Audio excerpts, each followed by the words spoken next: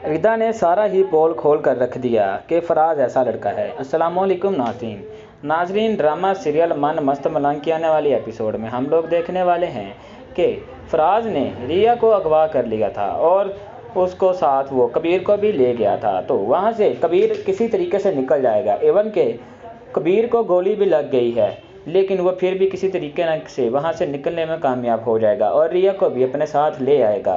दूसरी तरफ हम देखेंगे जो सिकंदर है वो तो अभी भी बदले की आग में झुलस रहा है। वो तो चाहता है कि बदला लिया जाए, किसी न किसी तरीके से कबीर खान को मरवा दिया जाए, इससे तो हमारी जान छूटे और जो 10 साल पुरानी दुश्मनी है वो ख़त्म होने पे आए।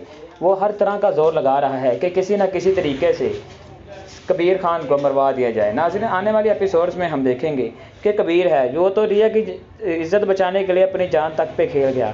अब सारा मामला आ चुका है रिया पर। देखते हैं वो किस तरह स्टैंड देती है कबीर खान के लिए। ये सब और इस तरह की मज़ीद अपडेट जानने के लिए हमारे चैनल को कर लीजिए सब्सक्राइब।